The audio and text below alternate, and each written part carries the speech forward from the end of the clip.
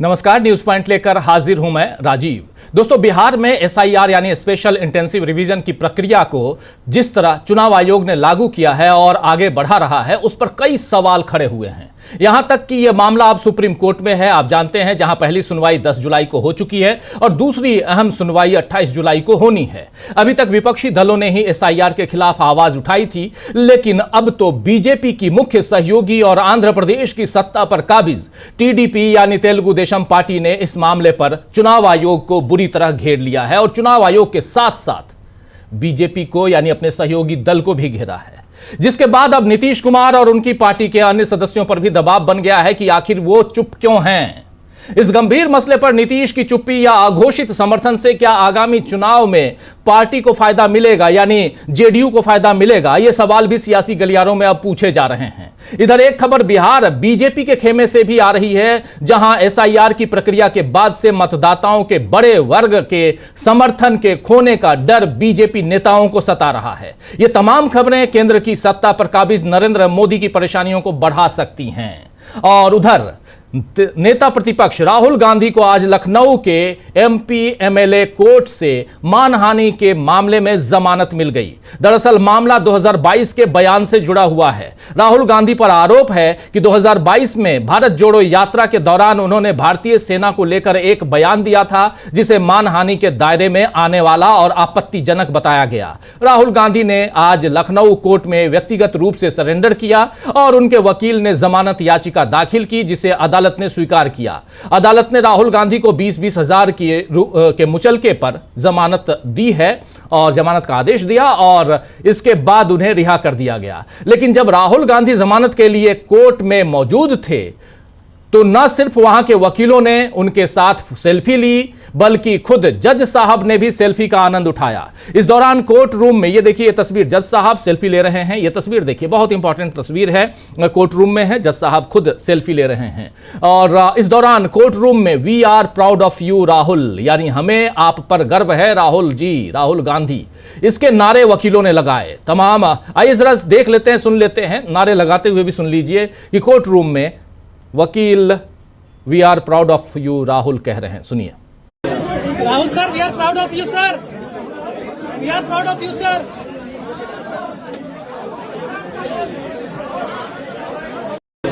Rahul sir, we are proud of you sir, we are proud of you sir.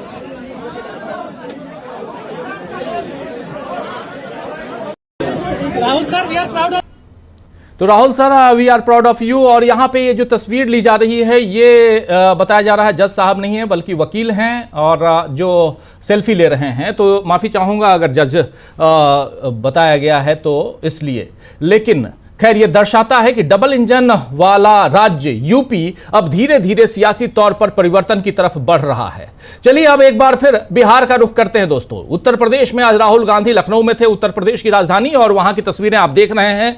लेकिन बिहार का रुख करें अगर, तो बिहार में एसआईआर ने धूम मचाया हुआ है। धूम किस लिए? वहां के बल्ले बल्ले नहीं है, धूम इसलिए क्योंकि चुनाव आयोग ऐसा चाहता है, तो चुनाव आयोग के लिए बल्ले बल्ले है। लेकिन कितने दिनों तक? एसआईआर बिहार में हो रहा है और परेशानी बीजेपी के सहयोगियों को हो रही है, यानी परेशान बीजेपी की सहयोगी खासकर टीडीपी हो रही है, जो मूल रूप से आंध्र प्रदेश की पार्टी है। और टीडीपी यानी चंद्रबाबू नायडू के परेशान होने का मतलब है कि आने वाले दिनों में पीएम की कुर्सी पर बैठे नरेंद्र मोदी की परेशानियां बढ़ेंगी। दरअसल चंद्रबाबू नायडू की पार्टी ने बिहार में एसआईआर प्रक्रिया पर यह कहते हुए सवाल खड़े कर दिए हैं कि किसी बड़े चुनाव से पहले 6 महीने के अंदर तो एसआईआर प्रक्रिया नहीं ही होनी चाहिए। यानी 6 महीने, अगर चुनाव है और 6 महीने पहले आप ये जो करवा रहे हैं, ये गलत करवा रहे हैं। टीडीपी ने इस मामले में चुनाव आयोग को एक खत लिखा है। इस खत में टीडीपी ने साफ साफ कहा है कि विशेष गहन पुनरीक्षण यानी एसआईआर की प्रक्रिया को लेकर जनता में भ्रम की स्थिति है। कई लोग इसे नागरिकता की जांच से जोड़ रहे हैं, जो गलत धारणा बना रही है। हम मांग करते हैं कि चुनाव आयोग इस प्रक्रिया का दायरा साफ करे और यह सुनिश्चित करे कि एसआईआर केवल मतदाता सूची को ठीक करने तक सीमित रहे, न कि नागरिकता सत्यापन से जुड़े मामले से। अगर इस प्रक्रिया को ठीक ढंग से साफ नहीं यानी स्पष्ट नहीं किया गया, तो यह अल्पसंख्यक समुदायों और सामाजिक आर्थिक रूप से कमजोर वर्गों में अविश्वास को बढ़ा सकता है। मतदाता सूची को अपडेट करने की प्रक्रिया पारदर्शी और निष्पक्ष होनी चाहिए ताकि चुनाव आयोग की विश्वसनीयता बनी रहे। ये बात यहां कह रहा है टीडीपी यानी तेलुगु देशम पार्टी की ये बात है। और तेलुगु देशम पार्टी जो बात कह रही है ये बहुत इंपॉर्टेंट है। और सबसे आखिर में कि मतदाता सूची में जो पुनरीक्षण का जो काम चल रहा है वो पारदर्शी और निष्पक्ष होना चाहिए ताकि चुनाव आयोग की विश्वसनीयता बनी रहे। इसीलिए दोस्तों अब सवाल उठ रहे हैं कि कहीं टीडीपी का यह कदम बीजेपी के लिए गठबंधन में दरार की वजह तो नहीं बनेगा, और क्या अब चुनाव आयोग पर दबाव बढ़ेगा? विपक्ष तो लगातार एसआईआर की प्रक्रिया की पोल खोल ही रहा है। आज ही तेजस्वी यादव ने एक ट्वीट करते हुए बताया है कि कैसे एसआईआर के दौरान रिश्वत मांगे जा रहे हैं। ट्वीट में तेजस्वी यादव ने लिखा है कि अब बिहार में आपका वोट जोड़ने के लिए भी रिश्वत मांगी जा रही है। एक वोट जोड़ने का 40 रुपए। ये देखिए ट्वीट, एक वोट जोड़ने का 40 रुपए। 20 वर्षों की एनडीए सरकार में इतना भ्रष्टाचार व्याप्त है कि बिना 500 रुपए लिए तो अधिकारी कर्मचारी अपना प्रणाम भी स्वीकार नहीं करेंगे, आपका प्रणाम भी स्वीकार नहीं करेंगे। देखिए इतना भ्रष्टाचार व्याप्त है कि बिना 500 रुपए लिए तो अधिकारी और कर्मचारी आपका प्रणाम भी स्वीकार नहीं करेंगे। काम तो भूल ही जाएं। मैंने प्रथम दिन यानी तेजस्वी यादव कह रहे हैं, मैंने प्रथम दिन पहले ही दिन कहा था कि मतदाता सूची विशेष गहन पुनरीक्षण में मांगे गए दस्तावेज बहुत कम लोगों के पास है। अगर सरकारी कार्यालय जाएंगे तो बिना रिश्वत लिए अधिकारी आवास, जाति सहित अन्य प्रमाण पत्र बनाएंगे ही नहीं। चुनाव आयोग ने माहौल बना दिया है। बीएलओ भी जानते हैं कि चुनाव आयोग ने किन का नाम काटना है, ये पूर्व निर्धारित है। बाकी सब चुनाव आयोग ढकोसला कर रहा है। ये बात यहां पर कह रहे हैं तेजस्वी यादव। इस ट्वीट के साथ तेजस्वी यादव ने एक वीडियो भी साझा किया है जिसमें साफ साफ देखा जा सकता है कि कैसे रुपए की मांग हो रही है। आइए जरा उस वीडियो को भी देख लीजिए। ऑनलाइन करने के पैसे कितना लिया? केटू फार्म दिया, कौन लिया बताओ इधर। आप पैसा लिए ऑनलाइन? अरे भैया चाय परी लेके फोन पे से पैसा दिया वो आप दिया तो लिए कहाँ 20 हुआ रुपया है? फार्म करके लिया है। काहे लीजिएगा फार्म के पैसा? तकलीफ है आपको? तकलीफ है ना, काहे पैसा ले लो, लीजिएगा? वापस ले लो। इसका पैसा लग रहा है। अरे वापस ले लो ना यार, हल्ला मत तो लगा। वापस लेंगे पैसा, मगर आप काहे लिए पैसा? आने दो ना यार, चाय पानी का। प्रेम से मांगा दिया प्रेम से भी नहीं मांगिएगा, काहे मांगिएगा? आप प्रेम से भी काहे मांगिएगा? एक मिनट, प्रेम से भी काहे मांगिए? इसका पैसा लगता है। गलती क्या? सॉरी यार बोलो। और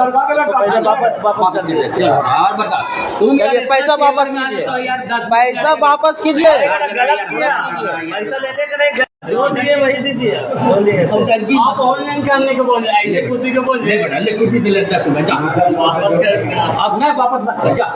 वापस तो सुन रहे थे आप, पैसे वापस भी ले लिए, यानी पैसा लिए थे 40 रुपए वो वापस कर दिए। 2 फॉर्म के 40 80 रुपए लिए होंगे, 40 रुपए एक फॉर्म के, और कह रहे हैं प्रेम से दिया था। ये पूरा का पूरा वीडियो आपने देख लिया। इस वीडियो के जरिए आप समझ सकते हैं कि बीएलओ कैसे पैसे मांग रहे हैं। तो कुल मिलाकर एक तरफ जहां विपक्ष पोल खोल रहा है तो दूसरी तरफ एनडीए के सहयोगी अब डरे हुए नजर आ रहे हैं, और यहां तक कि भाजपा की बिहार इकाई भी अब मतदाताओं को पार्टी से दूर जाते हुए महसूस कर रही है। इन सबके बीच क्या मोदी अपनी रणनीति बदलेंगे? क्या नीतीश और नायडू मोदी पर दबाव बढ़ाएंगे? ये तमाम सवाल, इन सवालों को आगे बढ़ाते हैं, हमारे तमाम साथियों के बीच ले चलते हैं, हमारे पैनलिस्ट साथियों के बीच ले चलते हैं और इन सवालों का जवाब ढूंढने की कोशिश करते हैं। नीतीश बाबू भी पिछले 24 घंटे से दिखाई नहीं दे रहे हैं। क्या नीतीश बाबू नाराज हैं? चंद्रबाबू नाराज दिखाई दे रहे हैं क्योंकि वो चिट्ठी लिख चुके हैं। बिहार में क्या मजाक बन गया है एसआईआर? वोटबंदी की बात यहां हो रही है, और वोटबंदी यानी एसआईआर, साफ साफ वोटबंदी। ये वोटबंदी आखिर है क्या? वोटबंदी पर कैसे बुरे फंसे हैं नरेंद्र मोदी? चलिए हमारे तमाम साथियों को स्क्रीन पर ले आइए और चर्चा को आगे बढ़ाते हैं जरा जल्दी से। और देखिए इस वक्त 3 वरिष्ठ साथी जुड़े हुए हैं हमारे साथ। अमलेंदु उपाध्याय जी हैं, प्रशांत टंडन जी हैं, अनिल सिन्हा जी हैं। आप तीनों का स्वागत इस्तकबाल है। स्वागत इस्तकबाल अब तमाम दोस्त साथी शुभचिंतक आप सबका जो अब तक जुड़ चुके हैं उनका भी, जो जुड़ने वाले हैं उनका भी। सीधा आना चाहता हूं प्रशांत जी आपके पास। प्रशांत जी, कैसे देखा जाए टीडीपी को? टीडीपी का हाल। इस बीच जुड़ गए हैं सीधे उधर बिहार से प्रशांत जी, आपको रोकना चाहूंगा, जरा चलते हैं बिहार और फराज शाकिब जी हमारे साथ जुड़े हुए हैं, उनके पास चलते हैं, फिर प्रशांत जी आपके पास आता हूं। शाकिब जी सीधे आपके पास ही चल जो रहा है बिहार में, उसमें अभी आपने तस्वीर देखी होगी, एक वीडियो तेजस्वी यादव ने शेयर किया है, उन्हीं से सौजन्य उस वीडियो को हमने दिखाया है। वीडियो को किसने बनाया हम इसकी तहकीकात करने नहीं गए हैं, चूंकि ये एक नेता प्रतिपक्ष बिहार के विधानसभा का और पूर्व उप मुख्यमंत्री ने इस वीडियो को डाला है अपने ट्विटर पे, तो वीडियो सही ही होगा, इसलिए इसकी तहकीकात किए बिना हम आप तक पहुंचा रहे हैं और पहुंचाया हमने, और उसमें सौजन्य हमने लिखा भी है सोर्स तेजस्वी यादव का ट्विटर हैंडल। लेकिन खुले तौर पे जरा आपसे, शाकिब जी हमारे साथ हैं, वीडियो उनका चला गया है, आते हैं, चलिए शाकिब जी ठीक से जुड़ते हैं तो उनके पास आते हैं। लेकिन प्रशांत जी, सवाल यहां पर 40 रुपए का नहीं है, सवाल रिश्वत का है, सवाल घपले का है, सवाल जो है वो और भी बहुत सारी चीजों का। देखिए फिर से शाकिब जी आ गए, फिर से शाकिब जी चलिए आपके पास ही, चल क्या रहा है वहां पे, और टीडीपी की चिट्ठी क्या मायने रखती है बिहार में एसआईआर को पारदर्शी तरीके से करने, और 6 महीने के अंदर जहां पे चुनाव है वहां एसआईआर न कराने की सलाह दी है टीडीपी ने, कैसे देखा जाए? राजीव भाई, सभी पैनलिस्टों को मेरा नमस्कार। सबसे पहले जो वीडियो आपने चलाया वो संभवतः गया का वीडियो है, और उसकी खबर कल ही आई थी कि फॉर्म अपलोड करने के पैसे मांगे जा रहे हैं। और ये देखिए वीडियो, ये बीएलओ साहब हैं, ये बहुत छोटी मछली हैं सर, इनसे ऊपर का खेल अभी और चलेगा जब मतदाता वो दावा आपत्ति वाला मामला आएगा, वहां चलेगा सेवा शुल्क जी। तो और इससे अगर आप बाहर भी निकल जाए, बहुत ज्यादा मुझे लगता है कि अजीत अंजुम सर ने जो रिपोर्टिंग किया है, आप उसको पूरे बिहार के प्रोस्पेक्टिव में देख सकते हैं। पूरे बिहार के प्रोस्पेक्टिव में यही हालत है। मुझे लगता है कि मैं अकेला व्यक्ति होऊंगा जिसके बीएलओ ने फॉर्म की 2 प्रतियां मुझे दी थी, और मैंने जब उनको जमा किया तो उन्होंने रिसीविंग दी। बाकी मुझे लगता है मुझे खुद आज तक कोई व्यक्ति नहीं मिला जिसने कहा हो कि बीएलओ कोई रिसीविंग दे रहा है। तो ये जो आंकड़े जारी हो रहे हैं, फॉर्म अपलोडिंग के आंकड़े जारी हो रहे हैं कि इतने फॉर्म हो गए, इतना आंकड़ा हो गया, इतने परसेंटेज फॉर्म हमने जमा कर दिए, इतना डेटा कलेक्ट हो गया, ये कैसे हो रहा है? चुनाव आयोग ने अभी तक कोई आंकड़ा जारी नहीं किया है कि कितने परसेंट फॉर्म डॉक्यूमेंट के साथ आए हैं, कितने विदाउट डॉक्यूमेंट आए हैं, कितने सिर्फ फॉर्म जमा लिए गए हैं, कितनों को बाद में फॉर्म जमा करने के लिए बोला जाएगा। ये तमाम जो प्रक्रिया चल रही है, इसमें चुनाव आयोग ने खुद इतनी भ्रम की स्थिति पैदा की है अपने प्रेस रिलीज से, अपने विज्ञप्तियों से, अपने विज्ञापनों से, कि जी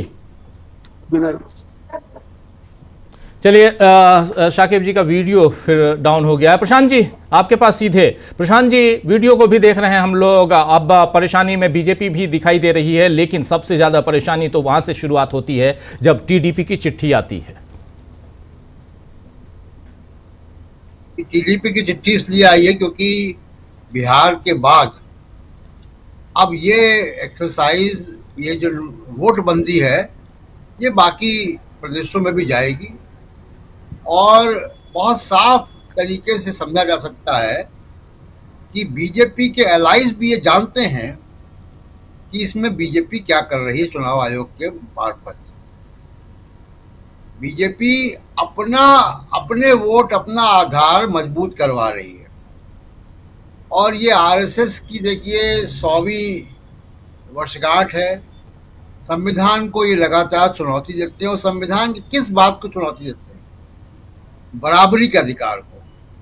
बराबरी के अधिकार की सबसे बड़ी कसौटी, सबसे बड़ा साक्ष्य सबूत भारत के संविधान ने वोट देने का अधिकार को दिया, जो इम्प्लीमेंट हुआ।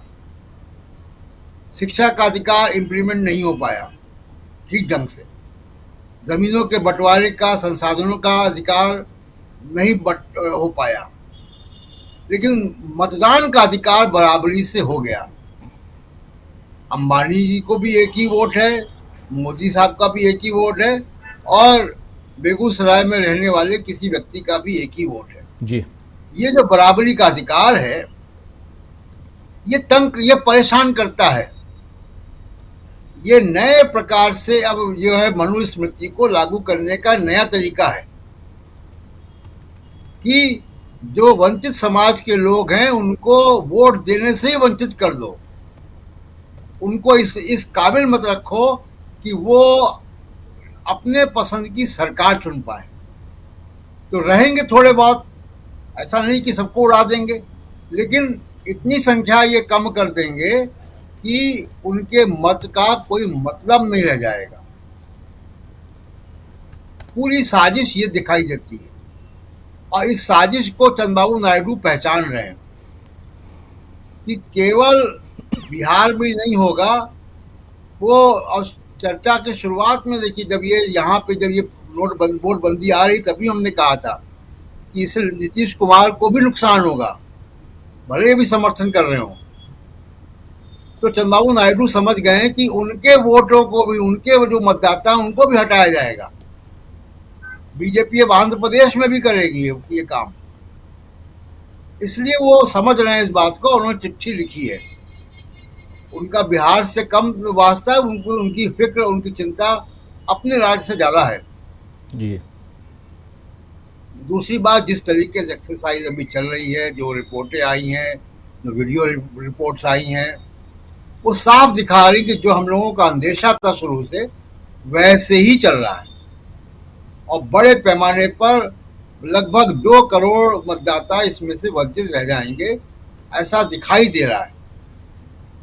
अभी रिपोर्ट आ रही कि 10-11% लोग तो वंचित रह जाएंगे, जो बिहार के बाहर रहने वाले लोग हैं वो वंचित रह जाएंगे। अब जो बात विदेशी नागरिक की बार बार सूत्रों के हवाले से आ रही है, जिसको तेजस्वी यादव ने बहुत बढ़िया तरीके से परिभाषित कर दिया है कि सूत्र क्या है, तो वो सूत्रों के हवाले से खबरें आ रही विदेशी नागरिकों की।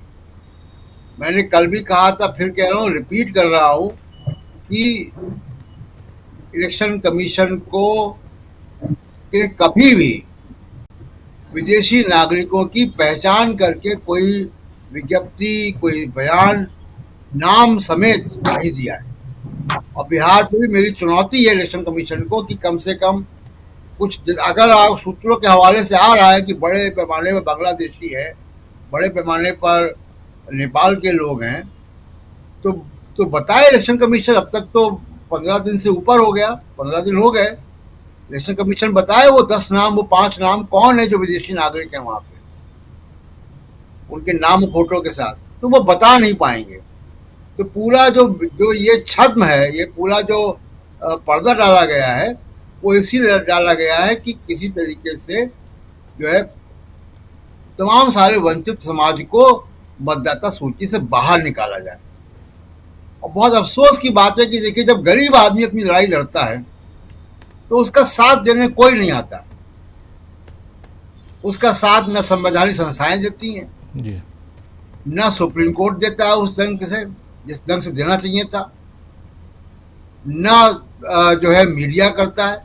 आप देखिए जो गोदी मीडिया वो क्या कर रहा है, सरकार के पक्ष में खड़ा। और जो राजनीतिक जो नए अभी आए हैं, प्रशांत किशोर, वो कहाँ खड़े हैं? बीजेपी का कोई बयान क्यों नहीं आता है? बीजेपी किसी नेता को परेशानी हुई है, उनके अपने सीट पे कुछ हुआ होगा, लेकिन बीजेपी का आधिकारिक बयान तो नहीं आया इसको लेकर। तो इसलिए ये पूरा जो ढोंग रचा जा रहा है वो इसीलिए रचा जा रहा है कि माइनॉरिटीज के और वंचित समाज के लोगों को इस लायकी मत छोड़ो कि वो अपनी सरकार भी चुन पाए। और ये बिहार एक एक्सपेरिमेंट है, ये एक्सपेरिमेंट बाकी राज्यों में भी जाएगा। ये है 21st सेंचुरी की मनुस्मृति, जो काम इमरजेंसी में भी नहीं हुआ था वो मोदी जी करवा रहे हैं। जी राजी जी, बिल्कुल बिल्कुल। एक बार फिर से शाकिब जी आपके पास आना चाहता हूं। इस बीच जुड़ गए हैं प्रोफेसर रविकांत जी हमारे साथ। रविकांत जी, आपका स्वागत है इस कार्यक्रम में। और अनिल सिन्हा जी भी जुड़े हुए हैं हमारे साथ, अमलेंदु उपाध्याय जी भी। शाकिब जी, आखिर चल क्या रहा है? अब तो 88% फॉर्म ऑलरेडी आ गए हैं चुनाव आयोग के पास, और चुनाव आयोग के बल्ले बल्ले, चुनाव आयोग कह रहा है कि हम जो कह रहे थे सब कर रहे हैं, बहुत सुचारू ढंग से चल रहा है। आज एक फुल पेज का विज्ञापन भी आया है जिसमें यह कहा गया है कि जो लोग बिहार से बाहर हैं वो मोबाइल उठाइए और मोबाइल पे सब कुछ डाल दीजिए, आपका मतदाता पत्र बन जाएगा, उसमें कहीं कटेगा नहीं। तो चुनाव आयोग अपनी तरफ से पारदर्शिता दिखाने की कोशिश कर रहा है, लेकिन वहां के लोग क्या कह रहे हैं, चूंकि आप ग्राउंड जीरो पे हैं, आपसे बेहतर कौन जानेगा, इसलिए आपसे समझना चाहता हूं। इस बीच जो खबरें आ रही हैं, जो FIRs हो रहे हैं, जो लोग रिपोर्टिंग कर रहे हैं मिसलीडिंग कह के उसे उस पूरे मामले को दरकिनार करने की कोशिश हो रही है, इन सब की भी प्रतिक्रिया है क्या लोगों के बीच? राजीव भाई, अजीत अंजुम साहब पर जिस थाने में FIR हुई है, मैं उसी थाने क्षेत्र में भी बैठा हुआ हूं और यही वो इलाका है जहां अजीत अंजुम साहब ने रिपोर्टिंग की थी। ये DB लाइव के दर्शकों को मैं बताना चाहता हूं और आप अंदाजा लगाइए कि किस तरह से काम हो रहा है कि हस्ताक्षर किसी और का, फोटो किसी पर नहीं। कई तो ऐसे फॉर्म्स अजीत अंजुम साहब ने खुद पकड़े जिस पर कुछ भी नहीं लिखा हुआ था, सिर्फ सिग्नेचर किया हुआ था। मतलब जो 4 कॉलम है जिसमें आपकी जन्मतिथि है, आपका आधार संख्या है, आपके माता जी का नाम है, पिताजी का नाम है, उनका एपिक नंबर है और नीचे जीवन साथी का नाम, आधार कार्ड, एपिक नंबर जो भी है, यदि हो तो उसमें वैकल्पिक दिया गया है तमाम चीजें, लेकिन आपकी खुद की डेट ऑफ बर्थ और आधार नंबर ये देना है आपको जी। तो वहां वैसे भी फॉर्म्स मिले जिस पर कुछ भी नहीं लिखा हुआ था। तो आप अंदाजा लगाइए कि उन फॉर्म्स के अपलोड होने के बाद वो किसके खाते में जाएंगे। और अजीत अंजुम साहब के ऊपर जिस तरह से मैनिपुलेट करके FIR करने की कोशिश की गई है, अजीत अंजुम साहब ने तो बस यही दिखाने की कोशिश की कि भाई देखिए, जो टारगेट किया गया और जिस तरह का मीडिया माहौल बना रहा है कि इससे मुसलमानों को, मतलब अब्दुल की चूड़ी टाइट होगी, तो अब्दुल ने तो अपने कील कांटे दुरुस्त कर रखे हैं ज्यादा से ज्यादा। वो यही तो बता रहे थे, वो BLO साहब से जिन्होंने बात किया, मेरी व्यक्तिगत परिचय है उनसे, पारिवारिक संबंध है, परिवार के लोग हैं वो, उन्होंने क्या कहा कि हमारे बूथ पर इतने वोटर हैं और उसमें 80% लोगों ने कागज के साथ फॉर्म्स जमा किए। तो अजीत साहब ने यही तो कहा कि देखिए, और जो पिछड़े, अति पिछड़े, दलित, महादलित वर्ग के लोग हैं उनके पास कागज नहीं है। मैं कई दिनों से अपने शहर में 1-2 जगह मैंने चिन्हित किया हुआ है, मैं वहां जाने की कोशिश कर रहा हूं, लेकिन 2 दिन से थोड़ा सा मौसम ठीक नहीं है, वरना मैं वहां जाकर के आपको वहां से भी रिपोर्ट करूंगा। मेरी कोशिश रहेगी कि मैं कल या परसों वहां जाऊं और मुझे पक्का यकीन है कि वहां तक फॉर्म्स नहीं पहुंचे होंगे। वो लोग बिल्कुल दुनिया से कटे हुए लोग हैं, चारों तरफ जिनके पानी है। और अब तो यहाँ देखिए आप, रोजाना साथ साथ खबरें ये भी आ रही हैं कि गंगा जल स्तर किस तरह से बढ़ता जा रहा है रोज, और गंडक है, कोसी है, बागमती, जितनी भी नदियां बिहार में हैं सब खतरे के निशान से ऊपर है। सब अब मतलब हफ्ते 10 दिन में अब आपको बाढ़ की खबरें शुरू हो जाएंगी। बिल्कुल, मतलब एक तरफ प्रशासन को ये भी है कि भाई आपको जो है फ्लड रिलीफ के लिए भी आपको अपनी प्रैक्टिस करनी है, अपनी एक्सरसाइज करके रखनी है और साथ साथ इसको भी चलाना है।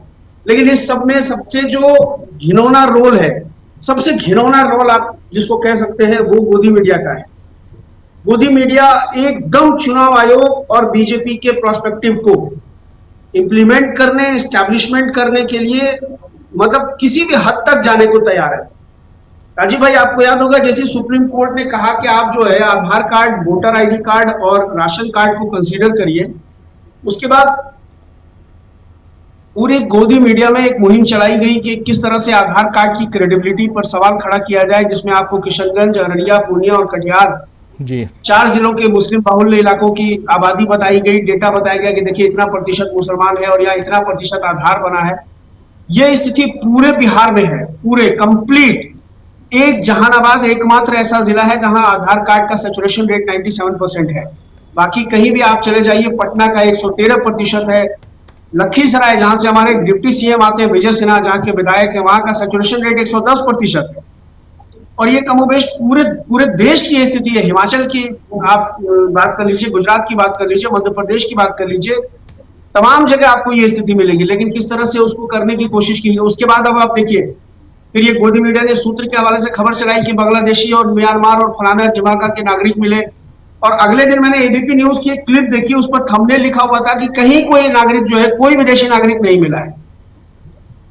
तो भाई आप भी चला रहे हैं सूत्र के हवाले से। अब उस तेजस्वी यादव उस सूत्र को मूत्र कह देते हैं, तो विजय सिन्हा, सम्राट चौधरी सब एकदम भवें चढ़ाने लगते हैं, आस्तीन चढ़ाने लगते हैं, माफी मांगने की बात करने लगते हैं कि माफी मांगना चाहिए।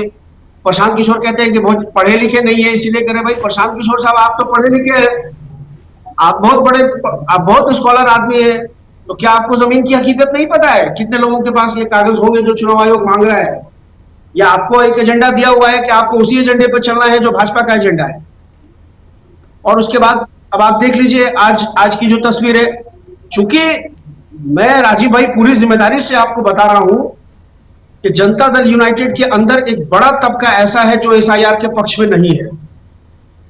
क्योंकि देखिए, जनता दल यूनाइटेड का भी जो कोर वोटर है वो दलित, पिछड़ा, अति पिछड़ा, महादलित, जदयू को जमीन की हकीकत पता है कि भाई उनके जो वोटर्स हैं वो किस स्थिति में है, क्या उनकी आर्थिक स्थिति है, कागज जो चुनाव आयोग मांग रहा है उनमें से कितने लोगों के पास वो कागज होंगे। तो ये जदयू का जो कोर वोट बैंक है, इसको भी डेंट लगाने का अगर वाकई चुनाव आयोग नाम काटने की साजिश करेगा या जो भी करे, जिस तरह की हम लोग आशंका जता रहे हैं, तो उसके चपेटे में नीतीश जी के वोटर्स भी आएंगे। ऐसा नहीं है कि सिर्फ एमवाई को लिया जाएगा टारगेट पे, और गरीब सवर्ण भी उससे परेशान है। लेकिन और ये चीजें अब चूंकि जदयू के साथ क्या मसला है मैं नहीं कह सकता हूं कि जदयू को संजय झा ने किस तरह से कब्जा किया हुआ है और ललन सिंह ने किस तरह से कब्जा किया हुआ है, देवेश चंद्र ठाकुर ने किस तरह से कब्जा किया हुआ है। लेकिन ये जदयू के अंदर का जो एक ओबीसी ईबीसी लॉबी है उसके अंदर बहुत ज्यादा बेचैनी है, बहुत ज्यादा वो इसको लेकर के पजल है, और उसको भी लग रहा है कि वो कहीं ना कहीं जो उसका आधार वोट है उसको डेंट लगाने की कोशिश है। दूसरी तरफ आप देख लीजिए, आज नायडू की चिट्ठी जो आई है, नायडू ने जो सवाल खड़ा किए हैं, उनको लग रहा है, क्योंकि चुनाव आयोग बार बार ये कह रहा है कि ये पूरे देश में करेंगे, हम असम में करेंगे, बांग्लादेश में करेंगे, फिर वो तमिलनाडु भी जाएंगे। ऑब्वियसली जब आप कह रहे हैं कि हम पूरे देश में करेंगे तो अब विपक्ष की जो पार्टियां, देखिए उपेंद्र कुशवाहा जी ने एनडीए में होते हुए उपेंद्र कुशवाहा जी ने तो बहुत शुरू में सवाल उठाया था कि इसकी टाइमिंग सही नहीं है, इसकी प्रक्रिया का पालन सही से नहीं हो पाएगा, बहुत ज्यादा जो है समय चाहिए इसके लिए, ये एक्सरसाइज ठीक है करना चाहिए लेकिन समय बहुत जो है अनुचित है, ये समय नहीं है इसके लिए। ये उपेंद्र कुशवाहा ने सबसे पहले एनडीए में उपेंद्र कुशवाहा ने आवाज उठाई है इस पर जी, उनके बयान आपको मिल जाएंगे। और अब देखिए, अब नीतीश जी के साथ क्या मसला है मैं नहीं कह सकता हूं, लेकिन अब आप देख लीजिए कि नायडू साहब की तरफ से भी आ गया, आपत्ति तो आ ही गई उनकी तरफ से भी, तो धीरे धीरे और भी लोग बोलेंगे। लेकिन बिहार में मांझी जी की और चिराग पासवान की क्या मजबूरी है मैं नहीं कह सकता हूं, या जनता दल यूनाइटेड की, क्या उनको जमीन की हकीकत नहीं पता है कि कितना सफर करेंगे लोग, उनके जो कोर वोटर्स हैं। जी बिल्कुल बिल्कुल। देखिए, अजीत अंजुम साहब ने जो वीडियो बनानी शुरू की, पहले हाजीपुर से उन्होंने शुरू किया था, जो चिराग पासवान का संसदीय क्षेत्र है, उस पूरी वीडियो को अगर आपने देखी होगी या दूसरे पैनलिस्ट साथियों ने देखी होगी, प्रशांत सर ने या नंदू भैया ने, तो आप देखेंगे कि उसमें जिस गांव में वो थे, इकहरा या इनहरा, जो भी वो गांव है, जो भी वो पंचायत है, वहां 100 में 100% लोग आपको बता रहे थे कि उनके पास डॉक्यूमेंट्स के नाम पर सिर्फ आधार कार्ड और एपिक नंबर है, यानी वोटर आईडी कार्ड है। और ये दोनों ही चीजें चुनाव आयोग ने मान्य नहीं की है। तो क्या अगर उसी आधार पर चुनाव आयोग स्क्रूटनी करके मतदाता लिस्ट तैयार करेगा तो क्या उन लोगों का नाम रह जाएगा? और वो उनके टाइटल्स आप देखिए, वो जो उपनाम है उनके, वो नीतीश जी का कोर वोटर माने जाते हैं। धानुक, मंडल, कोयरी, कुर्मी, यही जातियां थी जहां अजीत साहब सबसे पहले पहुंचे थे और उन्होंने वहां से शुरुआत की थी। तो ये तो जनता दल यूनाइटेड भी समझ रही है। और बाकी चीजें तो आप देखिए, हम लोग तो पहले ही डिस्कशन कर चुके हैं कि सेवा शुल्क देना पड़ेगा। बीएलओ साहब ने 40 रुपए सेवा शुल्क मांग लिया। जी जी जी जी। अब हो सकता है कि जो ईआरओ साहब होंगे वो 4,000 भी मांग सकते हैं, 4 लाख भी मांग सकते हैं सेवा शुल्क। भाई आप 4 लाख दीजिए तो हम जोड़ देंगे आपका नाम। अभी परतें और उठनी बाकी है, लेकिन फिर भी चर्चा में ये जरूर है कि लोगों को लग रहा है सुप्रीम कोर्ट इसमें हस्तक्षेप करेगा और 28 तारीख को शायद कुछ बेहतर, जो गरीब तबका है, जो पिछड़ा तबका है, जो अति पिछड़ा तबका है, उसके हक में कुछ बेहतर हो जाए सुप्रीम कोर्ट से। अदरवाइज सरकार से या चुनाव आयोग से तो ऐसी उम्मीद नजर नहीं आती है। चुनाव आयोग ने दरअसल इसको अपने ईगो पे ले लिया है और चुनाव आयोग को जो टास्क दिया गया है उसको हर हाल में पूरा करना है। इसलिए वो ज्ञानेश कुमार जी जैसे तैसे डेटा पूरा कर रहे हैं, डेटा सार्वजनिक कर रहे हैं। कल देखिए, कल शाम में खबर चलनी शुरू हो गई कि बिहार में 35 लाख वोटरों के नाम कट जाएंगे। भाई, जब अभी फॉर्म कलेक्शन की प्रक्रिया पूरी नहीं हुई है, जब उसकी स्क्रूटनी नहीं हुई है, जब उसका एक टेंटेटिव ड्राफ्ट पब्लिश नहीं हुआ है, तो आपने नंबर कैसे बता दिए कि 35 लाख? लेकिन ये बताइए शाकिब जी कि एक खबर तो ये आप बता रहे हैं कि 35 लाख वोटर्स के नाम कट जाएंगे, ये खबर चलाई गई, लेकिन ये कितने विदेशी मिल गए यहाँ पे बिहार में? चुनाव आयोग ने बताया क्या? सर, ये गोदी मीडिया खुद ही बता रहा है कि एक भी विदेशी नहीं मिले, और 2019 में तो चुनाव आयोग बाकायदा कह चुका है कि एक भी विदेशी नागरिक नहीं है। तो क्या ये 5 साल के अंदर में इतने विदेशी नागरिक हो गए? 2019 में जब कोई विदेशी नागरिक नहीं थे और उसके बाद हुए, तो ये 2024 वाला लोकसभा चुनाव करके जो 400 पार का नारा था 240 पे रोका है देश वालों ने, पहले इसको कैंसिल कराइए, फिर से लोकसभा चुनाव ही करा लीजिए बिहार विधानसभा चुनाव को रोक करके। विदेशियों से वोट दिलवाते हैं और सत्ता पर काबिज होते हैं, तो ये सरकार किसकी है? अपने देश की है। भाजपा और जदयू को 20 सीटें दे जाए तो बहुत अच्छा है, और जहां हवा आपको दिखाई दे कि महागठबंधन के पक्ष में, तो आप वहां कह दीजिए कि वो विदेशी है। जी नहीं, सवाल तो ये है कि आखिर ये खबरें चला कौन रहा है? हम तो विज्ञप्ति खोजते हैं चुनाव आयोग की। चुनाव आयोग की अभी एक विज्ञप्ति आ गई, आपसे चर्चा हो रही है, आप अपनी बात रख रहे हैं। एक विज्ञप्ति आई, 86.32% जो हैं फॉर्म्स जमा हो गए हैं। 86.32%, ये होता है 6,81,67,861 6,81,67,861 फॉर्म, यानी 86.32% फॉर्म जमा हो गए, कलेक्ट हो गए हैं। 90% एंटायर एरिया जितने भी हैं 7,90,00,000 में से 90%, 90.84 यानी 91% को कवर कर लिया गया है, ये बता रहा है चुनाव आयोग। अब सिर्फ 9.16% जो है वही बचा है, और आने वाला अभी 10 दिन का समय बाकी है। चुनाव आयोग कह रहा 10 दिन, मात्र 10 दिन बहुत है, और मात्र 9.14% ही अब फॉर्म और कलेक्ट करने हैं। देख लीजिए, बल्ले बल्ले है। तो खबरें आ रही हैं जी। राजीव भाई, चुनाव आयोग ने इसका डेटा दिया कि कितना % फॉर्म जो है उनके द्वारा जो दस्तावेज मांगे गए हैं, नहीं, उन दस्तावेजों के साथ जमा किए गए हैं? कितना % फॉर्म बिना दस्तावेज के जमा किए गए हैं? क्या ये सब कुछ नहीं है।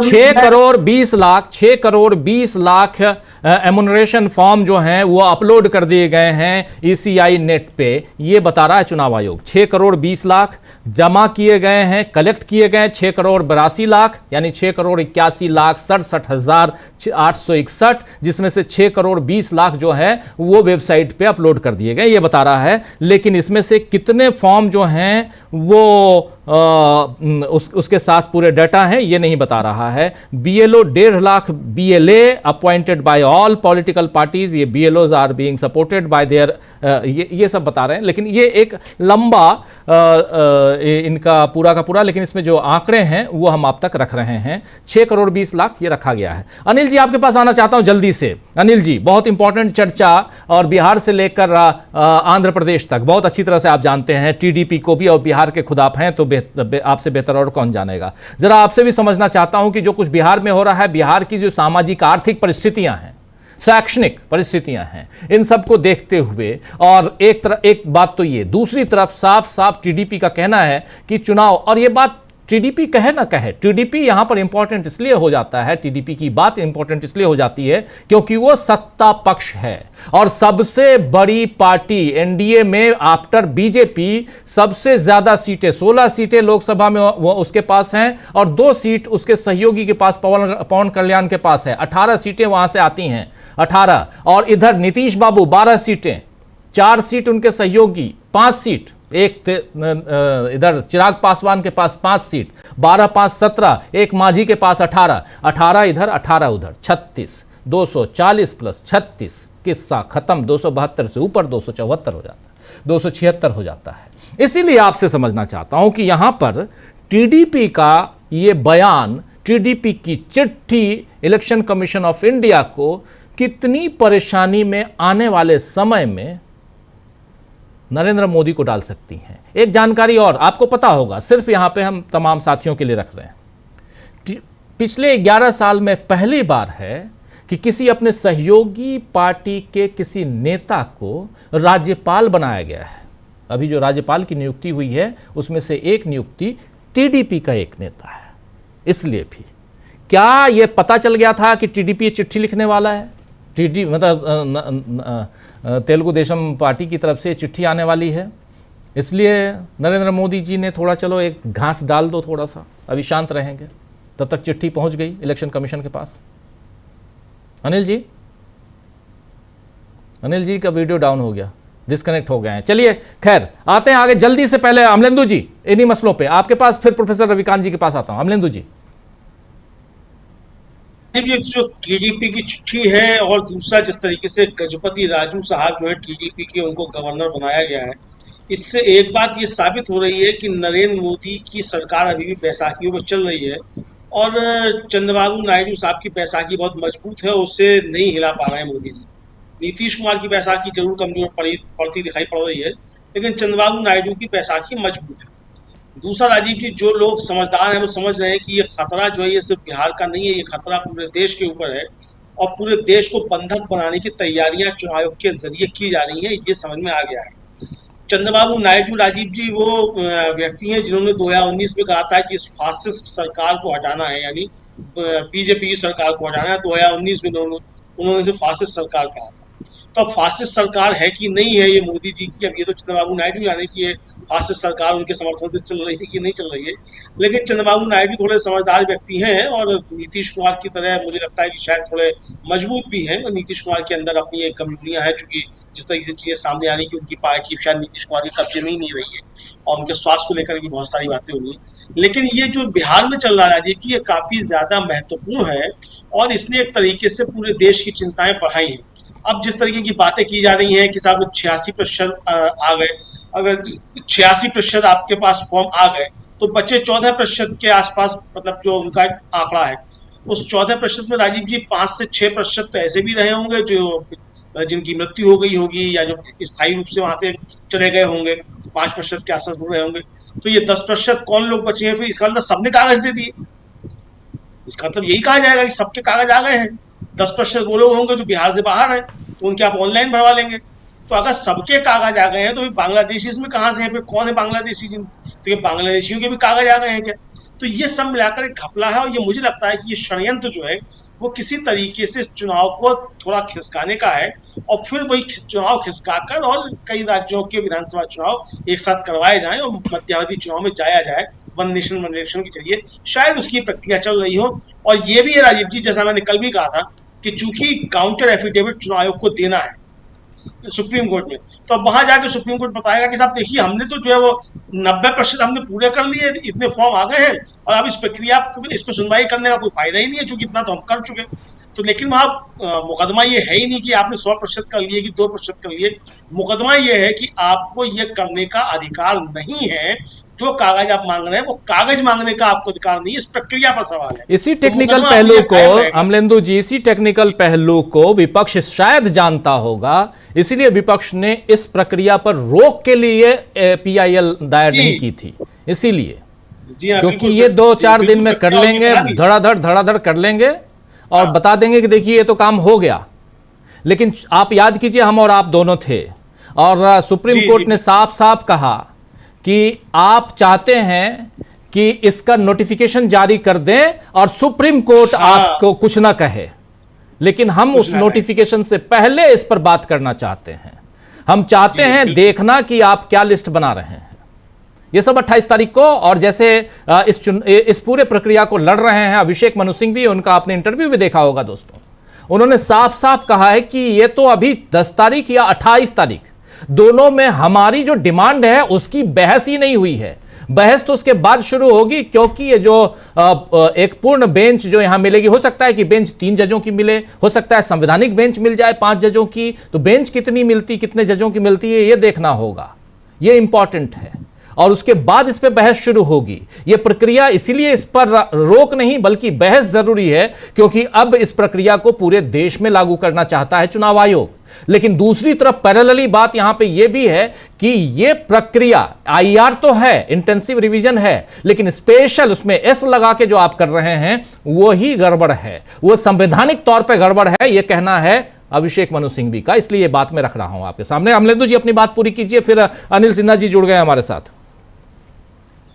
जी बिल्कुल राजीव जी, तो मैं यही कह रहा था कि मुकदमा जो है वो इसी पे है कि आप जो कर रहे हैं वो आपको नहीं करना है और जो आपको नहीं करना है वो आप कर रहे हैं। और यही बात गोपाल शंकर नारायण ने अपनी बात रखते समय, जिस समय शुरुआत हुई बहस की, मतलब बात रखी गई, उस समय कहा था जो याचिकाकर्ताओं के वकील है गोपाल शंकर नारायण, और ये साफ तौर पर सुप्रीम कोर्ट की तरफ से कहा गया कि भाई आपको नागरिकता जांचने का अधिकार नहीं है और आप ये चाहते हैं कि नोटिफिकेशन जारी हो जाए ताकि फिर सुप्रीम कोर्ट इसको मामले को छुए नहीं, तो हम उससे पहले ही इसको करेंगे। ये बात उस आई थी बिल्कुल साफ तौर पे, और इसीलिए अब जो मतलब तकनीक अपनाना चाहता है चुनाव आयोग वो ये है कि अभी जाके बताया कि साहब, और जो खबर छपाई गई है राजीव जी सूत्रों के हवाले से पूरे देश में किया जाएगा, उसके पीछे भी यही है कि जाकर बताया जाए, क्योंकि सुप्रीम कोर्ट ने ये सवाल किया कि भाई आप इसको पूरे देश में क्यों नहीं कर रहे हैं, आप सिर्फ बिहार में क्यों कर रहे हैं। तो जो आईआर जो उसको एसआईआर जो बिहार में कर दिया गया है, तो बिहार के एसआईआर का एस काटने के लिए, सर काटने के लिए जो है, तो ये जाके बताया जाएगा साहब हम तो इसको पूरे देश में भी करने जा रहे हैं, अकेले बिहार में करने नहीं जा रहे हैं। चूंकि ये सवाल उठा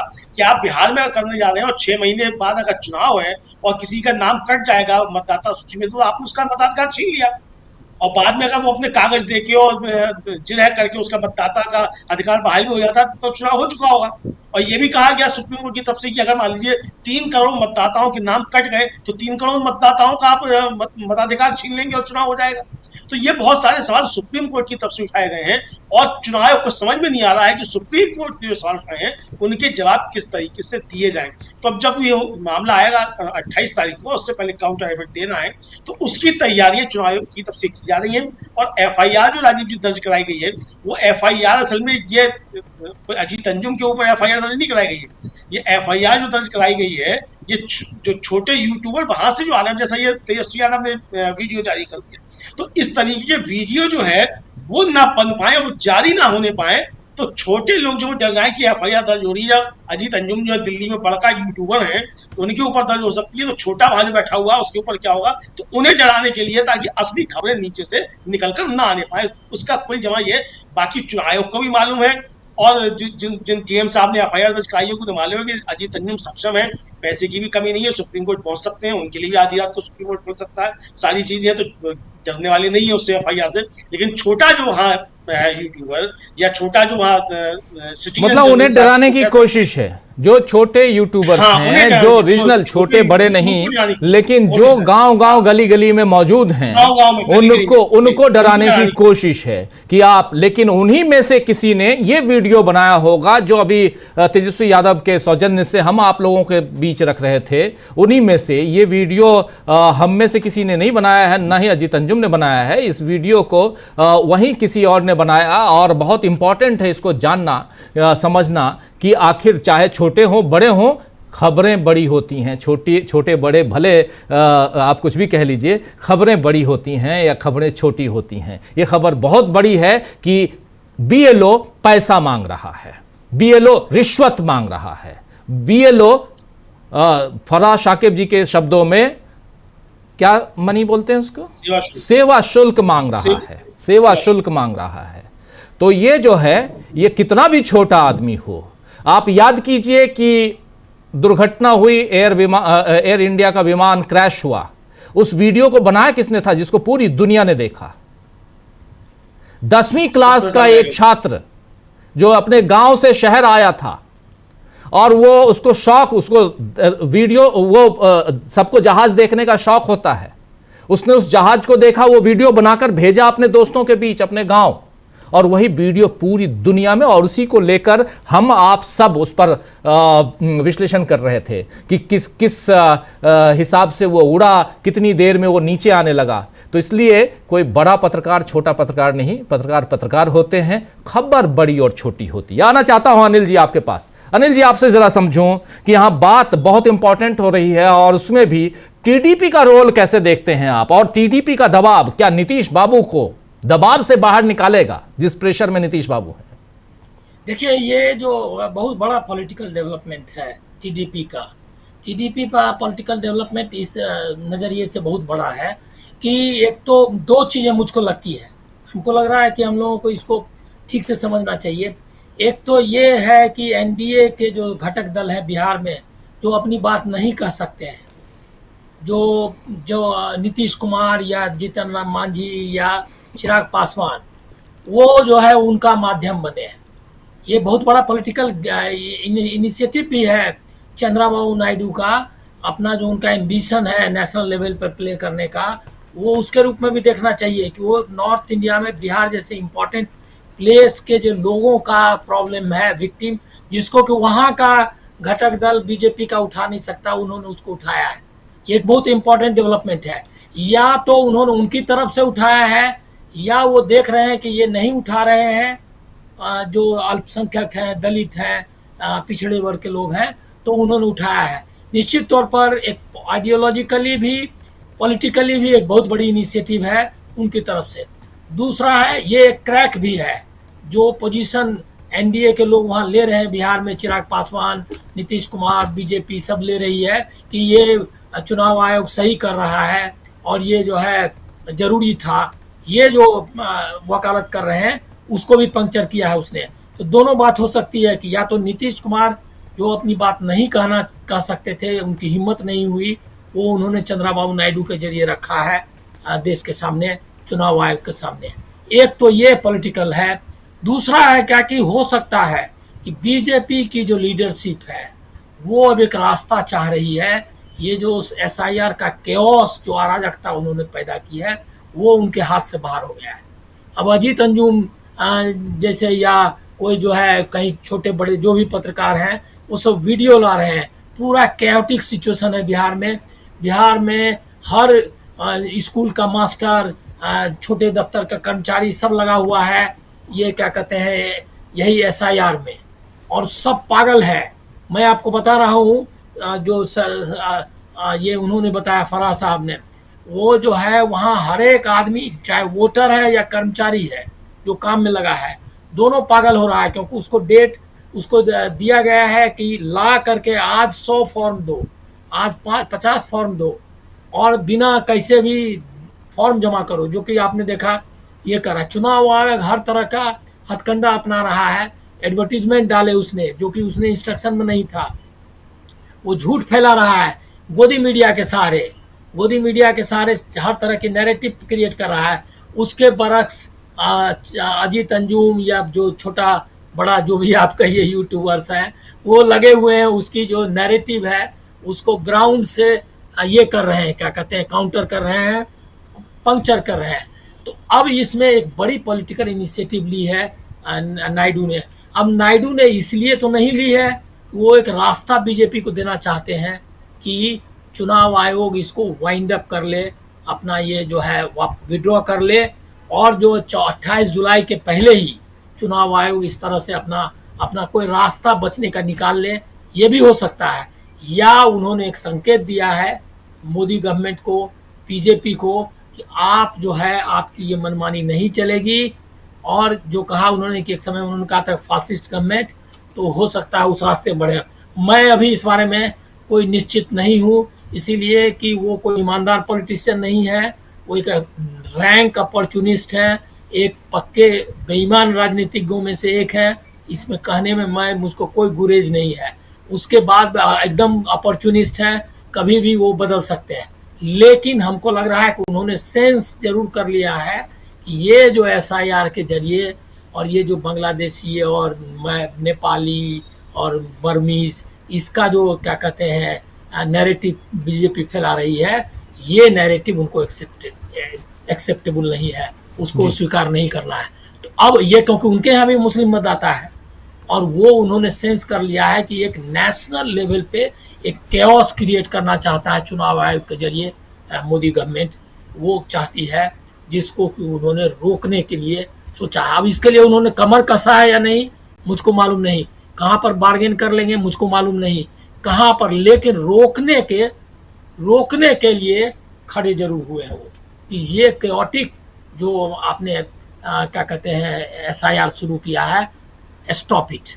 ये उन्होंने एक तरह का वीटो लगाया है और उनका वीटो इम्पॉर्टेंट है, क्योंकि चंद्रबाबू का नायडू का मतलब ये है कि कुछ और दल भी जो कि बेचैन है, जैसे जीतन राम मांझी है, चिराग पासवान है, या नीतीश कुमार, जिस सही कहा फरहान है, ये सारे वोटर्स जो है जेडीयू के वोटर्स हैं, ये कुर्मी, कोयरी, क्या कहते हैं, धानुक, ये उनके वोटर्स हैं, अति पिछड़े। तो वो वोटर्स उनका जा रहा है, वो देख रहे हैं सामने से, अपने सामने से देख रहे हैं कि किस तरह थाली जो है वो खाली हो रही है। इस खाली थाली को बीजेपी ले लेगी और उनके पास थाली भी नहीं और उसमें जो है भोजन भी नहीं, तो वो कैसे देख सकते हैं। तो मुझको लग रहा है कि एक बिग डेवलपमेंट है विपक्ष के, यही चीज़ है जो विपक्ष ने कहा था। अब दूसरा एक और तीसरा एस्पेक्ट भी है इस टीडीपी का, कि जो बातें कर रहे हैं सारा विपक्ष कर चुका है। यही डेलीगेशन गया था, लेकिन उसके साथ उसका व्यवहार जो है चुनाव आयोग का नहीं था, जिसके कारण उनको सुप्रीम कोर्ट जाना पड़ा।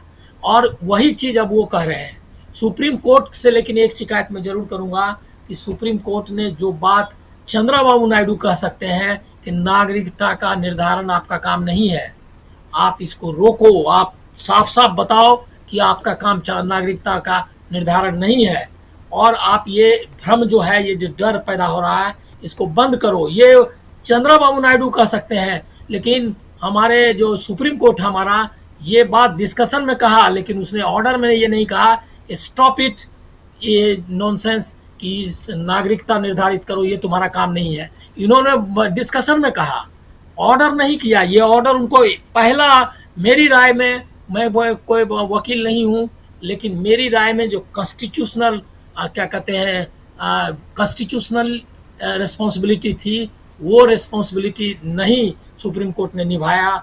उसको पहला काम कहना था, पहली लाइन होनी चाहिए थी कि नागरिकता का निर्धारण करना आप बंद करिए, शुद्ध जो ये चेंज करना है वो करिए। पहला 52 के इलेक्शंस में, और फोकस उनका ये भी कहना चाहिए था कि वोटर्स बनाने के लिए गया था, भारत सरकार गई थी, चुनाव आयोग गया था लोगों के पास 52 में, उसने वोटर निकालने का काम नहीं किया। उस समय तो म्यांमार से भी लोग आ रहे थे, बांग्लादेश जो आप आज बोल रहे हैं वहाँ से भी आ रहे थे, पाकिस्तान से आ रहे थे, ईरान और अफगानिस्तान के लोग हिंदुस्तान में थे, लेकिन किसी को नहीं कहा क्या कहते हैं भारत सरकार ने, नेहरू की सरकार ने, कि ये विदेशी है। कहा जो जहाँ है वोटर बनना चाहता है उसको वोटर बनाओ और उसको प्रेरित करो कि हिंदुस्तान की मतदान प्रक्रिया में मिले। वो काम नहीं किया। ये सुप्रीम कोर्ट ने जो याद दिलाना था कि बेसिक काम है आपका वोटर बनाना, आपका काम नागरिकता नहीं। ये बात चंद्रबाबू नायडू ने क्लैरिटी के साथ कहा है। इससे मुझको लग रहा है कि उनके राजनीतिक इरादे थोड़े बदले हुए हैं, लेकिन ये इरादा कहाँ तक जाएगा मैं इसके बारे में नहीं जानता। बिल्कुल बिल्कुल बिल्कुल प्रोफेसर साहब, आपके पास जरा आना चाहता हूं, आप कैसे देखते हैं इस डेवलपमेंट को, टीडीपी की चिट्ठी और वो सारी बातें जो बातें विपक्षी दल लगातार कह रहे हैं, यानी विपक्षी दलों के सुर में सुर मिलाता हुआ टीडीपी दिखाई दे रहा है। यानी चंद्रबाबू नायडू का जो दल है टीडीपी, वो ये कर रहा है। और यहां से सबसे बड़ी चीज है कि नरेंद्र मोदी के लिए क्या परेशानियां यहां से बढ़ती हुई दिखाई देती हैं। क्या 6 महीने, और साफ साफ कहना कि जहां 6 महीने के अंदर चुनाव होना है वहां एसआईआर करवाने का क्या मतलब वहां पे और भी बहुत सारी बातें उन्होंने कही हैं। जरा स्क्रीन पे ले आइए टीडीपी की बातों को, और फिर आता हूं जो चिट्ठी में लिखी गई बातें, और फिर आता हूं सीधा। देखिए, कह रहे हैं विशेष गहन पुनरीक्षण यानी एसआईआर की प्रक्रिया को लेकर जनता में भ्रम की स्थिति है। कई लोग इसे नागरिकता की जांच से जोड़ रहे हैं, जो गलत धारणा बना रही है। हम मांग करते हैं कि चुनाव आयोग इस प्रक्रिया का दायरा साफ करे और यह सुनिश्चित करे कि एसआईआर केवल मतदाता सूची को ठीक करने तक सीमित रहे, न कि नागरिकता सत्यापन से जुड़े मामले से। इसके बाद कहना है कि अगर इस प्रक्रिया को ठीक ढंग से साफ यानी स्पष्ट नहीं किया गया तो ये अल्पसंख्यक समुदायों और सामाजिक आर्थिक रूप से कमजोर वर्गों में अविश्वास को बढ़ा सकता है। मतदाता सूची को अपडेट करने की प्रक्रिया पारदर्शी यानी ट्रांसपेरेंट और निष्पक्ष होनी चाहिए ताकि चुनाव आयोग की विश्वसनीयता बनी रहे। यह बात यहां साफ साफ कही जा रही है टीडीपी की तरफ से, और भी है, चिट्ठी लंबी है लेकिन उसका मूल यही है। प्रोफेसर साहब, देखिए राजीव जी, आपने जो चिट्ठी पढ़ी उसके आखिरी ही वाक्य से जहां तक पढ़ी, उससे स्पष्ट संकेत मिलता है कि टीडीपी ये आरोप लगा रहा है कि चुनाव आयोग की विश्वसनीयता नहीं है। विश्वसनीयता बनी रहे इसके लिए, यानी पूरी प्रक्रिया पर, और पूरी प्रक्रिया पर ही नहीं कि सिर्फ एक मतदाता बनाने की प्रक्रिया ही नहीं, बल्कि चुनाव की प्रक्रिया को लेकर के भी चुनाव आयोग आशंकाओं में घिरा हुआ है। उस पर पूरे तरीके से लोगों का विश्वास नहीं है।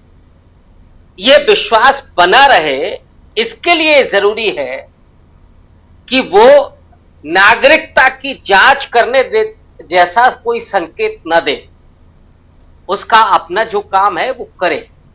और मुझे लगता है कि ये लेटर, ये उसकी जो भाषा है, वो बहुत स्पष्ट संकेत है सिर्फ चुनाव आयोग के लिए नहीं, बल्कि नरेंद्र मोदी की सरकार के लिए। चूंकि चंद्रबाबू नायडू सेकुलर पॉलिटिशियन है और नरेंद्र मोदी के साथ हैं, उन्हें अपने प्रदेश में अपना जनाधार भी बचा करके रखना है। ये नहीं उनको स्पष्ट संकेत करना है कि वो नरेंद्र मोदी के संकेतों पर काम करना है, बल्कि वो अपनी शर्तों पर नरेंद्र मोदी के साथ। और जब जब चंद्रबाबू नायडू इस तरह का संकेत दे रहे हैं, नायडू की तरफ एक कोई चीज फेंक दी जाती है। अभी आपने जो जिक्र किया, एक राज्यपाल बना दिया गया। लेकिन मुझे लगता है कि ये मामला कुछ अलग है, और इस पर जो टीडीपी का कहना है वो स्पष्ट रूप से एक सख्त संदेश है, जो संदेश नीतीश कुमार नहीं दे पा रहे हैं या अब नहीं दे सकते, ये तो बहुत स्पष्ट दिख गया है। लोकतंत्र लोक विश्वास पर चलता है, और जो अभी अनिल सिन्हा जी पहले चुनाव की बात कर रहे थे, सुकुमार सेन से ज्ञानेंद्र कुमार की तुलना करना, ये अपने आप में बेईमानी है। वो सुकुमार सेन 6 महीने तक जो चुनाव प्रक्रिया हुई, वहां अधिकारी कर्मचारी अपने सिर पर वो बक्से लेकर के मतदान कराने के लिए पहुंचे, लोगों को पॉलिटिकली जिन्होंने एजुकेट किया, लोगों को लोकतंत्र में भागीदारी के लिए जोड़ा। उस नेहरू के दौर से, सुकुमार सेन के दौर से, ये मोदी इरा, और मोदी इरा में राजीव कुमार और ज्ञानेश कुमार की चर्चा करना, ये अपने आप में बेईमानी है। लेकिन अब है तो क्या करें, करना ही पड़ेगा। जैसा भी लोकतंत्र है, हम लोग तो उस पर बात ही कर सकते हैं। तो एक वो दौर था।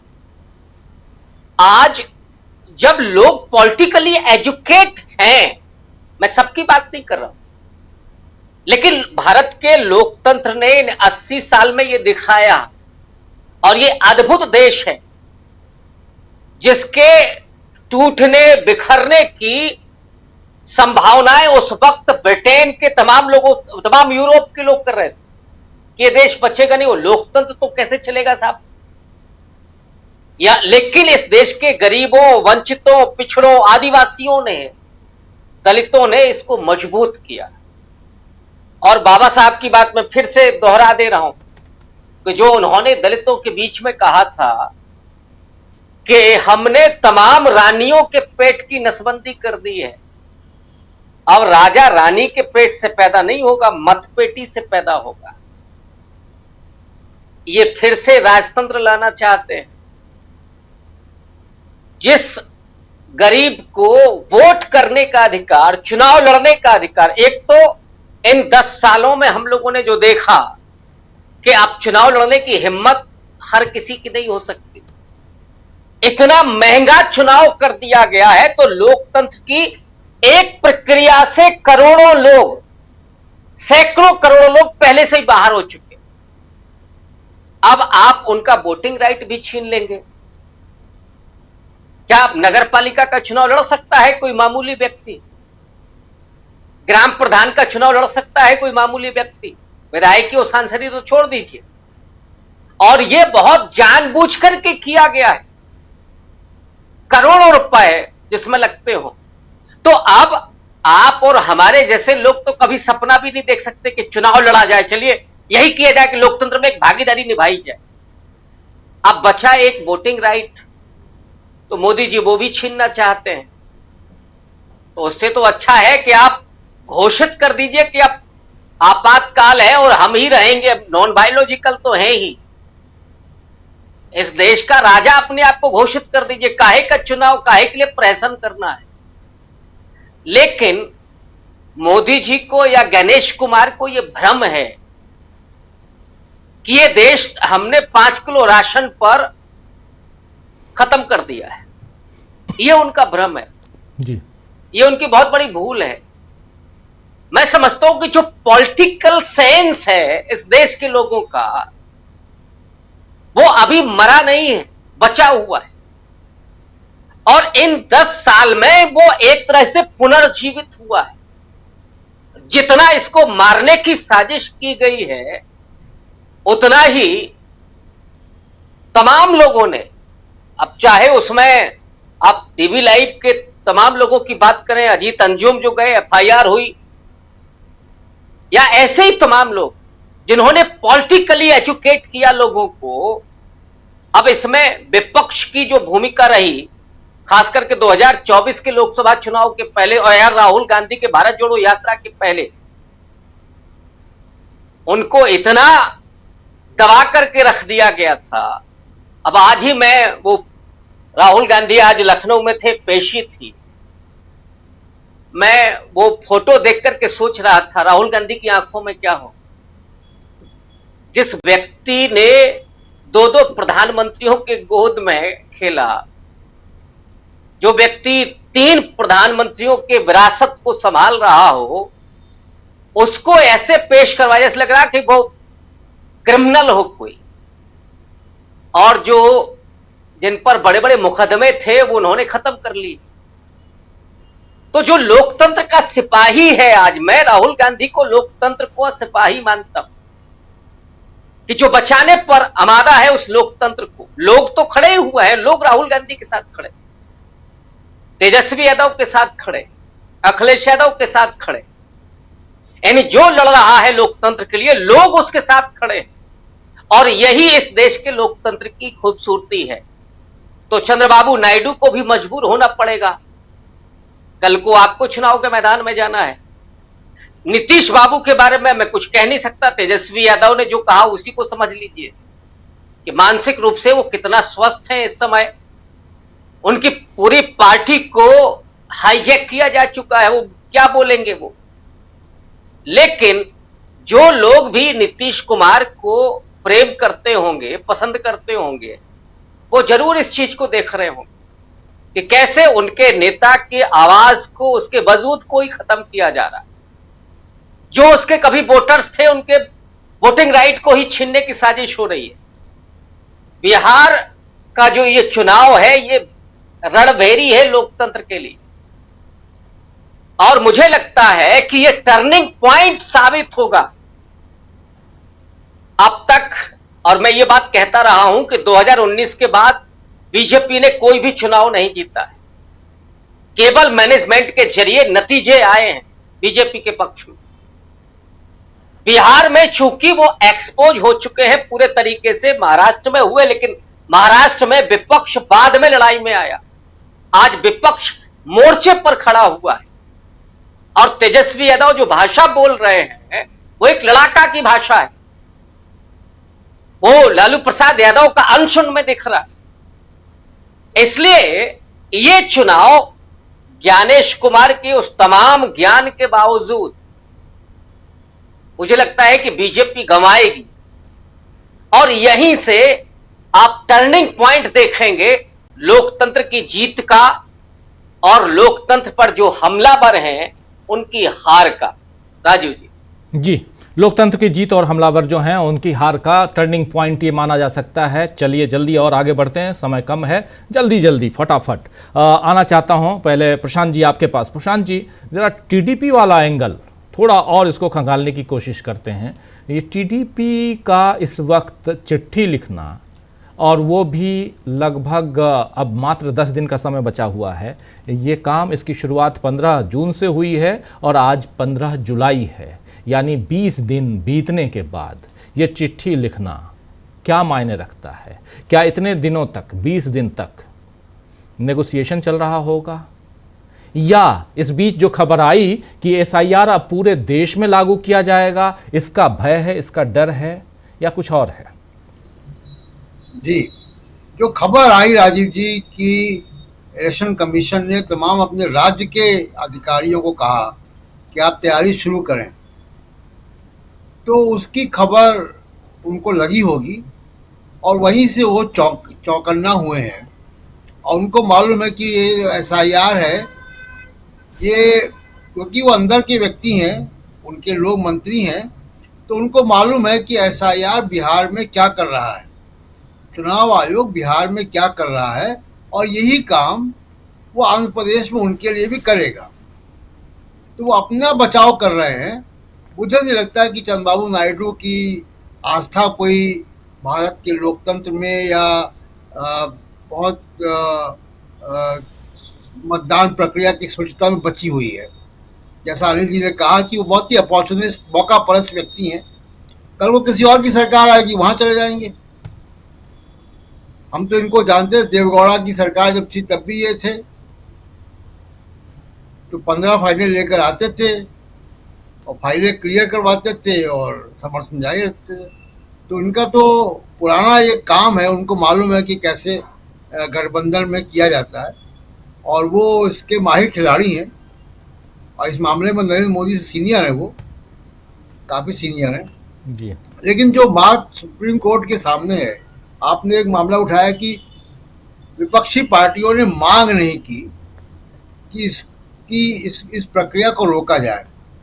दरअसल में ये इलेक्टोरल रोल के रिवीजन की बात है राजीव, और इलेक्टोरल रोल का रिवीजन 365 दिन चलता है। कोई भी मतदाता, कोई भी नागरिक जो मतदाता बन चुका है, वो फॉर्म 6 भरता है। देश भर में ये प्रक्रिया चलती है और साल भर चलती है।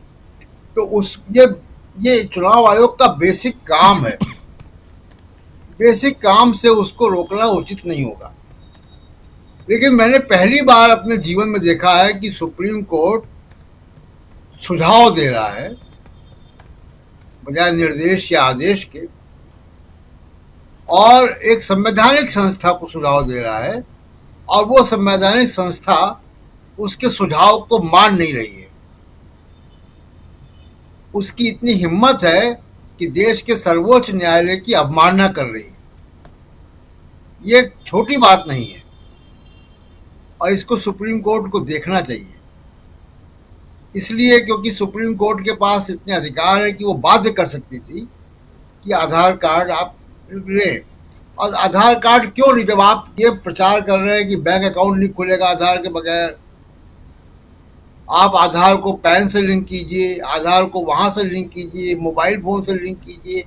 दुनिया भर का प्रचार आप आधार से कर रहे हैं, और जहाँ पे जो सबसे सुगम जो दस्तावेज लोगों के पास है उसी को नहीं मान रहे हैं।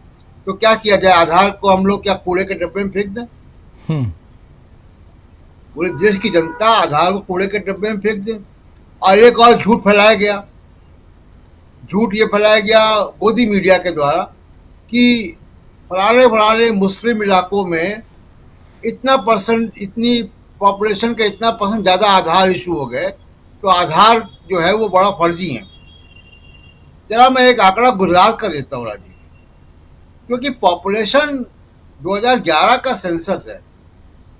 गुजरात में हिंदू आबादी जो है मेहसाणा में 92% है, और 117% जो है आधार कार्ड है वहाँ पे। पोरबंदर में 93% हिंदू जनसंख्या है और 115% आधार है। पूरे बिहार में 100% से ऊपर है। गुजरात के 12 जिलों में औसतन 111% आधार ज़्यादा हैं, 111%। तो पॉपुलेशन के हिसाब से तो ये तो पॉपुलेशन का सेंसस 2011 का हमारे पास है, तो जब झूठ फैलाते हैं तो उनको रिसर्च भी करना चाहिए। इसलिए तेजस्वी यादव की बात में बहुत दम है, इसमें पूरा राष्ट्रीय विमर्श होना चाहिए। जो सूत्र और मूत्र की बात उन्होंने की है, शब्द जरूर खराब है लेकिन बहुत सटीक शब्द है कि इस मीडिया को इसी शब्दावली से संबोधित करना चाहिए।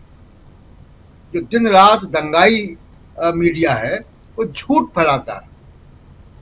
जाके गुजरात में रिसर्च क्यों नहीं कर रहे हैं? गुजरात में कितने % आधार दे दिए गए?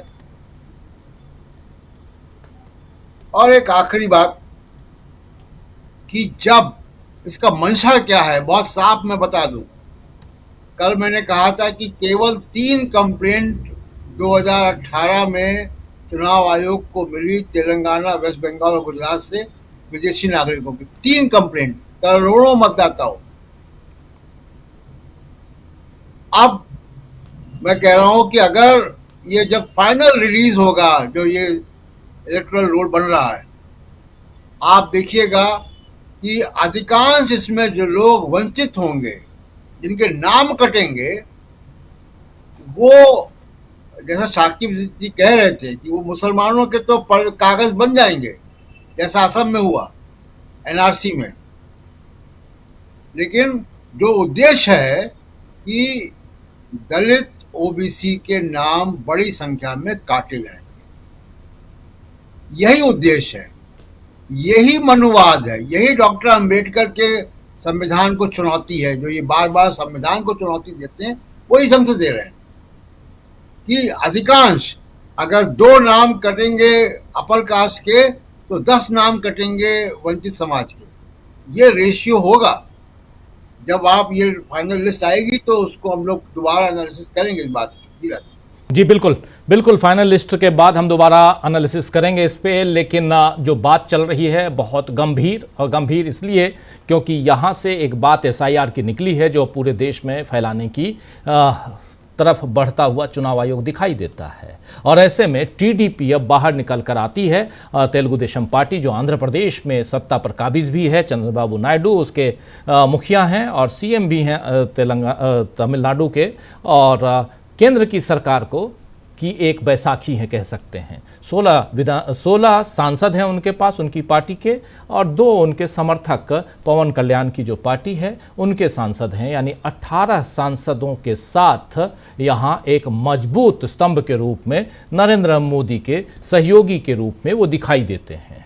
लेकिन क्या यहाँ से तस्वीर बदलती हुई दिखाई देगी, इस पे हम आएँ, लेकिन उससे पहले ज़रा बिहार फिर से चलते हैं। बिहार में जो चल रहा है, क्योंकि हमारे साथी फर्राज शाकिब जी लगातार अलग अलग जगहों पे घूम रहे हैं, देख रहे हैं, और इनसे बेहतर कौन बताएगा कि आखिर चल क्या रहा है। चाहे वो सीमांचल हो, चाहे वो अवध का एरिया हो, चाहे वो भोजपुर का एरिया हो, तिरहुत हो, कहीं भी आप जाइए, सब तरफ हाहाकार मचा हुआ है। बारिश, ये मौसम बरसात का है, और हाहाकार बारिश से ज़्यादा बीएलओ यानी एसआईआर का है। और ऐसे में एफआईआर दर्ज हो रहे हैं। एसआईआर के खिलाफ आप रिपोर्टिंग करेंगे तो एफआईआर, सिर्फ एफ और एस का फ़र्क है।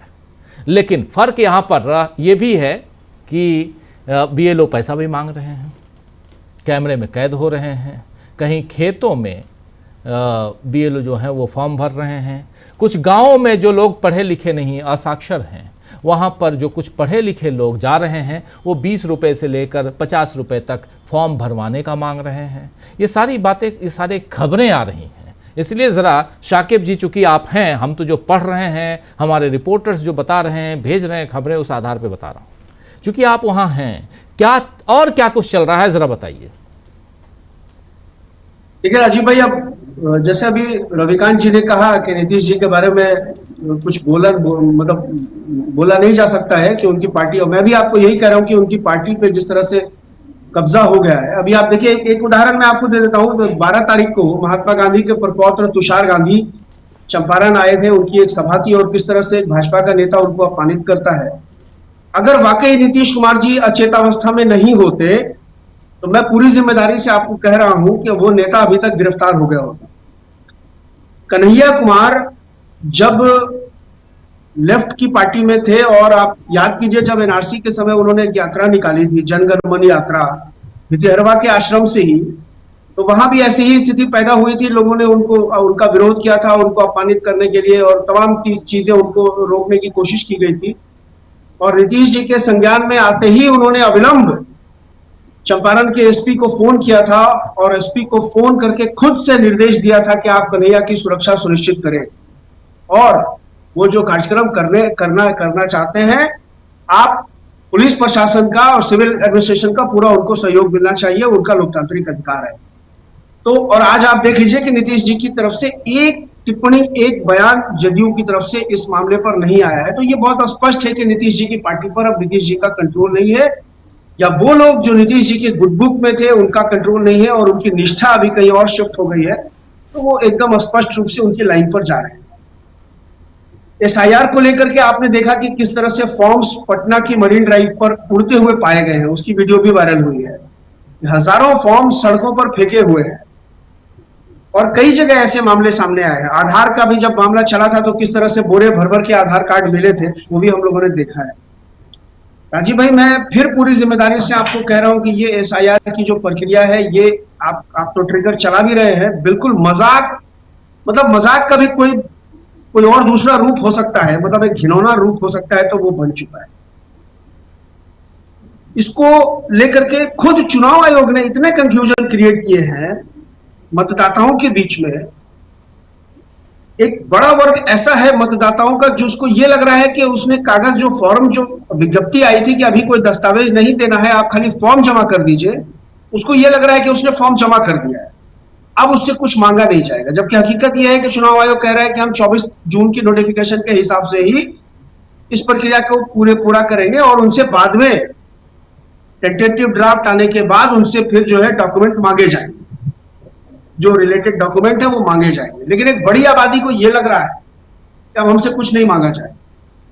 बारिश हो रही है, लगातार बारिश हो रही है, इस वक्त भी बारिश हो रही है, और मैं पूरी जिम्मेदारी से आपको कह रहा हूं कि 1 हफ्ते से 10 दिन के अंदर में आधा से ज्यादा बिहार डूब जाए।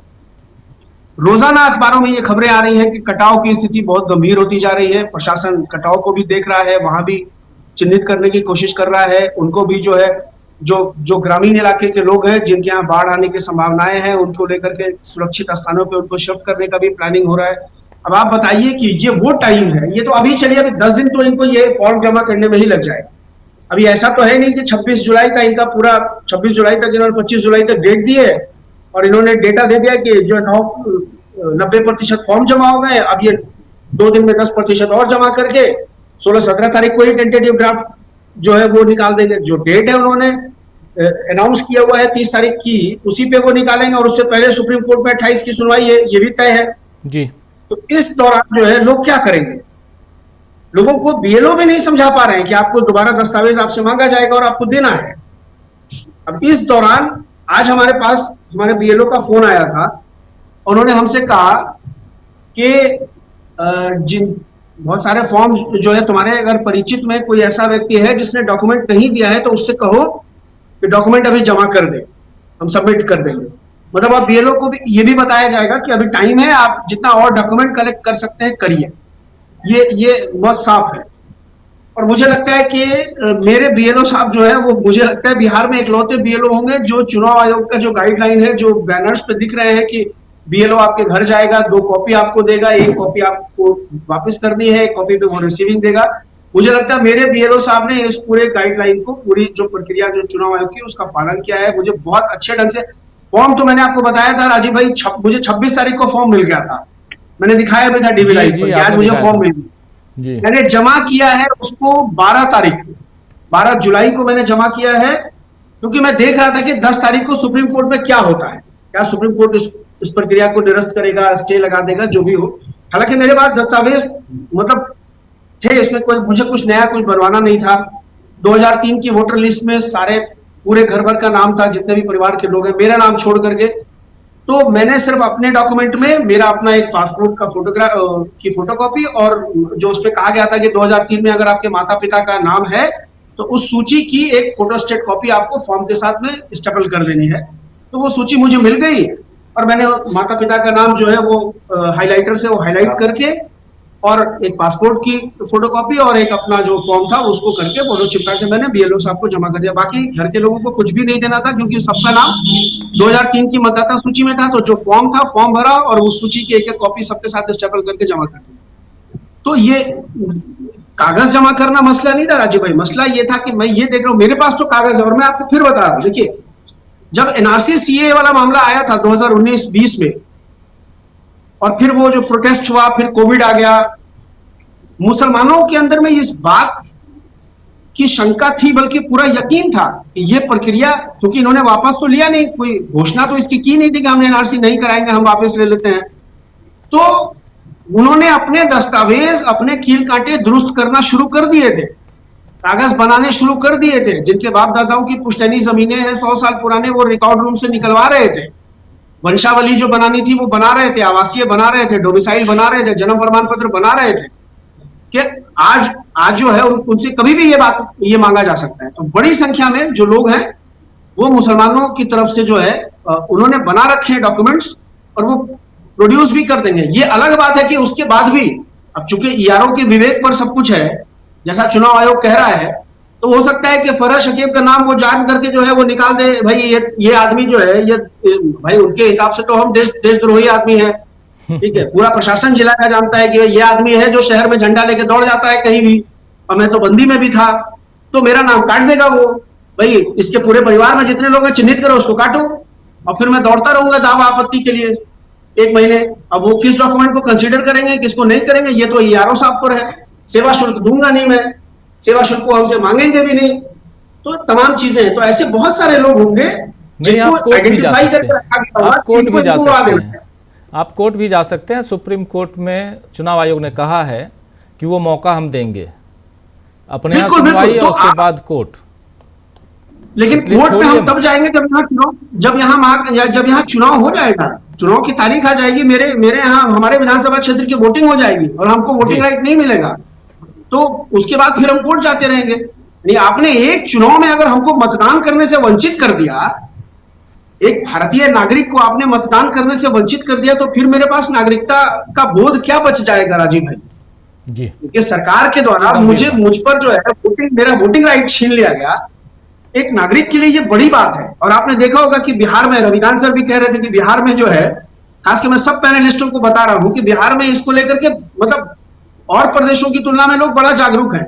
आपने देखा होगा उस बुजुर्ग को, वो कैसे अपनी भैंसे लेकर के सड़क पर आ गए थे बिहार बंद के दिन, और आके खड़े हो गए, क्योंकि उनको ये पता है, वो व्यक्ति जो 70-75 साल का वृद्ध है, उसको ये पता है कि उसके वोटिंग राइट छीनने का काम हो रहा है। और सबसे महत्वपूर्ण बात राजीव भाई, डीबी लाइव के दर्शकों के लिए, ये जो गुस्सा है आवाम के अंदर में, ये जो क्योस क्रिएट किया है चुनाव आयोग ने, ये क्योस, ये गुस्सा जो है ना, ये भाजपा की तरफ है।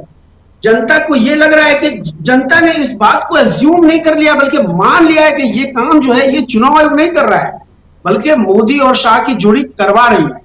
ये मैसेज पूरे मतलब चाहे हिंदू हो, चाहे मुसलमान हो, अगड़ा हो, पिछड़ा हो, सब में वो भक्त को छोड़ करके एक भक्त लॉबी जो है, जिसके ऊपर के आप ऐसे गर्दन पे छुरी भी रख देंगे, वो मोदी मोदी चिल्लाता रहेगा। वो मुझे मिला था एक दिन, अभी 9 जुलाई वाली जो बंदी थी, उसमें मेरे एक भक्त भी हमसे टकराया था। उसने कहा कि आसाम में सक्सेस हो गया है, यहाँ भी घुसपैठिया खत्म हो जाएगा। मैंने कहा आसाम की एनआरसी का डेटा क्या है, कितने लोग बाहर हुए? तो बोला 18-19 लाख। मैंने कहा मुसलमान कितने हैं?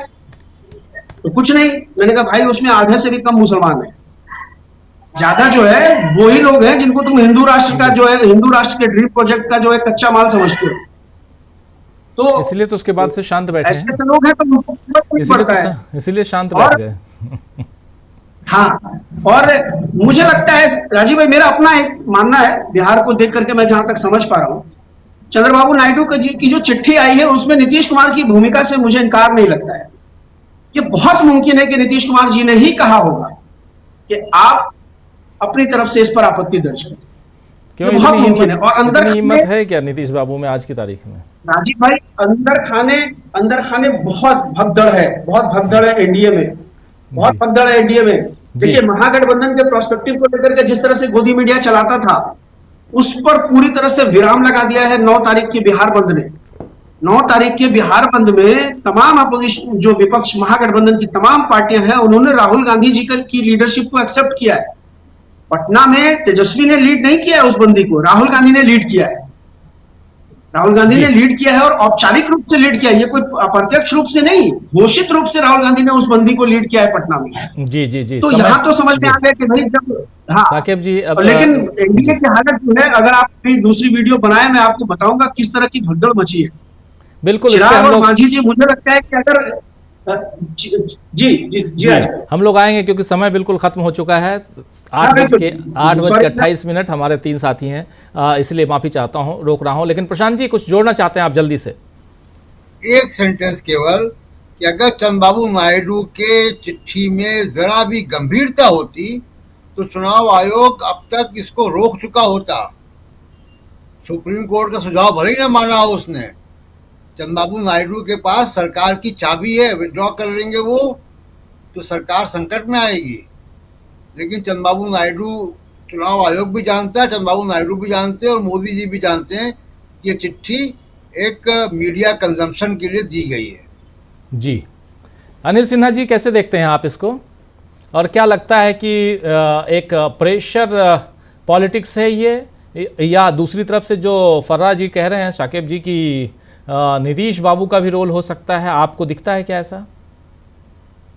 ये है मतलब सीरियसनेस, उन मतलब जो कहा प्रशांत जी उससे मैं असहमत नहीं हो सकता, क्योंकि उनका मतलब डबल गेम टाइप का ही रहता है, तो ये पॉसिबल है। लेकिन मैं देख रहा हूँ उसमें ये कि जिस तरह की चिट्ठी है, जितना जितना मतलब कोई ये तो मतलब जिसको आप कहेंगे कि बहुत अच्छे ढंग से लिखी गई चिट्ठी है और सारे इशूज जो हैं उसमें है, तो मतलब वेल आर्टिकुलेटेड जिसको आप कह सकते हैं, तो वो उससे मुझको ये लग रहा है कि 2 संकेत तो मुझको लग रहे हैं।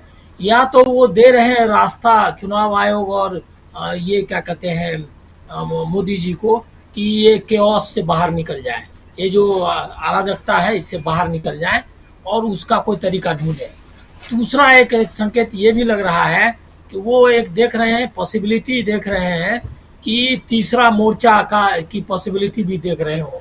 ऐसा मतलब थोड़ा सा इमेजिनेशन लगता है, लेकिन मुझको लग रहा है कि अगर एनडीए के कुछ घटक और इंडिया गठबंधन के कुछ घटक नीतीश जी मतलब ये चंद्रबाबू नायडू जोड़ सकते हैं, तो एक नया प्रेशर ग्रुप के बारे में भी सोच रहे हो। पॉलिटिकली एकदम काफ़ी इसमें संभावनाओं से भरी चिट्ठी है, लेकिन इन संभावनाओं में को कहाँ तक चंद्रबाबू नायडू ले जाते हैं, आगे बढ़ाते हैं, इस पर डिपेंड करेगा। जी जी बिल्कुल बिल्कुल। प्रोफेसर रविकांत जी, आप कैसे देखते हैं? नायडू साहब, टेलीफोन मोबाइल के दौर में चिट्ठी समझ सकते हैं कि किसको मैसेज देने के लिए है, लेकिन अब चिट्ठियां क्या सिर्फ तहखाने में रखी जाएंगी या उसकी कोई मीनिंग भी होगी? हालात ये है कि जब सुप्रीम कोर्ट की नहीं सुनी जा रही है तो चंद्रबाबू नायडू की चिट्ठी का क्या होगा? खैर देखते जाइए। मुझे तो उम्मीद इस देश के नागरिकों से है और उनका वोटिंग राइट छीनना ये मोदी जी के वश में नहीं है। वो एक फेज है जिसमें लोगों को डराना है। अब 2 ही चीजें चल रही, एक तरफ है एसआईआर, दूसरी तरफ है एफआईआर। अब आप एसआईआर का विरोध करेंगे तो फिर एफआईआर होगी, लेकिन वक्त बदलेगा। मैं बार बार कहता हूं, मैं बहुत आशावादी हूं कि हर अंधेरे के बाद सुबह होती ही है और वो सुबह आएगी, अब जल्दी आएगी। राजीव जी जल्दी आएगी उस सुबह का इंतजार सबको है। और खासकर जब बिहार में चुनाव और बिहार का ये एसआईआर क्या आने वाले समय में नरेंद्र मोदी की सरकार के लिए मुसीबत बनने जा रहा है, क्योंकि बिहार में तो चुनाव है, किसकी सरकार बनेगी किसकी नहीं बनेगी वो नवंबर एंड में दिसंबर में पता चल जाएगा। लेकिन उससे पहले अगर एसआईआर को धीरे धीरे जैसे आप बाहर यानी पूरे देश में लेके जा रहे हैं, ले जाने की कोशिश कर रहे हैं, तो वो एक मुसीबत का सबब हम देखते हैं। इसे क्या आने वाला वक्त बताएगा। बहुत बहुत शुक्रिया प्रोफेसर रविकांत जी, बहुत शुक्रिया फर्रा शाकिब जी, अनिल सिन्हा जी, प्रशांत टंडन जी, अमलेंदु उपाध्याय जी, आप सबका बहुत शुक्रिया, बहुत धन्यवाद। आप तमाम साथियों, आप सबका भी शुक्रिया अदा करता हूँ। संबिल आलम साहब हैं, लियोनेरा जी हमारे साथ हैं, उदय प्रसाद सिंह अशोकनगर पटना बिहार से हमारे साथ है, गिलबर्ट नरोना साहब हैं और सुभाष कुकर साहब हैं, थैंक्स आपको भी। असलम चिश्ती जी, हर रात के बाद सवेरा होता है, जी बिल्कुल। राजेंद्र बंसोड़े साहब हमारे साथ बने हुए हैं। डॉक्टर विनोद प्रकाश गुप्ता शलभ साहब लिख रहे हैं, आप और हम जिस शिद्दत से न्याय के प्रति समर्पित हैं वही देश के लोकतंत्र को बचाएगा। एक समय आएगा जब चुनाव आयोग को लोक क्रांति का सामना करना पड़ेगा। पता नहीं नीतीश ने जयप्रकाश नारायण से क्या सीखा। नरसिंह कुंदलवाल साहब भी हमारे साथ बने हुए हैं, और ऐसी अनिल वैद्य जी हैं, बख्तावर साहब हैं, सैपान साहब, कुसुम कश्यप जी, राजेंद्र मंसूरे, ओम प्रकाश जी, और वासीम आलम साहब, पप्पू कुमार जी। आप तमाम साथियों, इस कार्यक्रम को अब समाप्त करने की इजाज़त चाहता हूं। कल शाम 7 बजे फिर हाजिर होऊंगा कुछ ऐसी खबरों के साथ, कुछ ऐसे ही पैनलिस्ट दोस्तों के साथ, और आप सबका हमेशा की तरह इंतजार रहेगा। तो जुड़िए और देखते रहिए DB लाइव। नमस्कार, गुड नाइट, शुभ रात्रि, शब्बा खैर।